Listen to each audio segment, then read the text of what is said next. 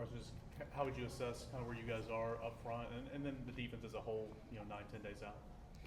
I'm still trying to get everything together, focus on the details of things like, plays and little things like that, hand placement, making sure everybody knows their job so we can go out there and execute as one, really. So just focusing on executing and the details so we can all play as one. What have you seen for some of those young guys? I know Hobbs is sidelined here for the next few weeks, but the Campbells, Snell, Lisa, what have they done at defensive tackle to kind of give you guys confidence that you're going to be just fine? Just playing hard, playing fast, and being very physical. You know what I mean. Coach Hype got a saying around the building that the young guys don't have a chance to be young, so we just keep repeating it, keep putting it in their ear to let them know that they have a chance to play and help us out. So just helping those guys build confidence and believe in themselves because we believe in them, and just uphold the standard. You know what I'm saying? Regardless of you being a freshman or, like you said, a transfer with Josh Hill. So just upholding that standard with everybody and make sure we go in every day trying to get better. Specifically with Ethan, what's he done well throughout the offseason and particularly in camp to put himself in position to make him play a lot? Ethan he's so smart, you know what I'm saying? So Ethan's so smart, so he understands the playbook well. He gets everything, you know what I'm saying? He even helps his peers out, the guys that came in with him. And also just his athleticism, his ability to run, and, he's still working on the physical part, little Ethan, and getting his hands and everything down, but just how fluid he can move and all of his movements and everything, it's gonna help us a lot. How's Jamal come along too?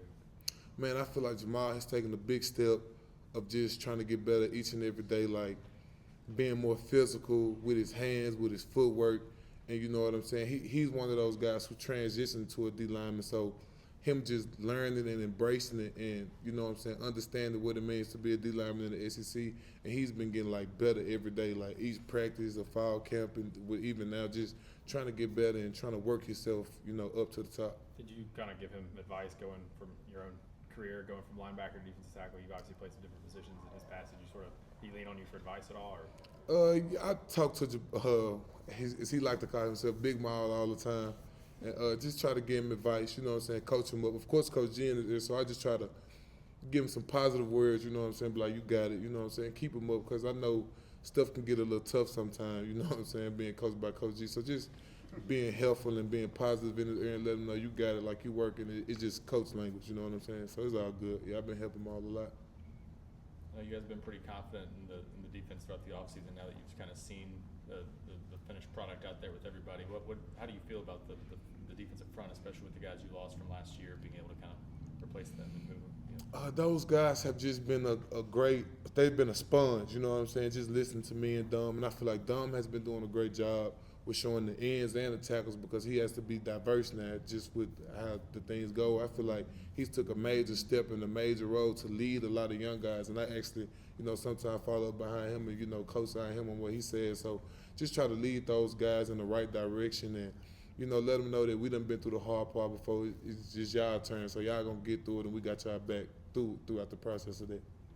Two more for Bryson. You didn't start your career under Heupel, but I know you've been saying that phrase of the young guys don't have the chance to be young. Do you feel like you had the chance to be young when you got here to Tennessee, maybe that first year under Heupel when he did get here, and any pros and cons to that? I definitely feel like I got a chance to be a little bit of young in college coming in, and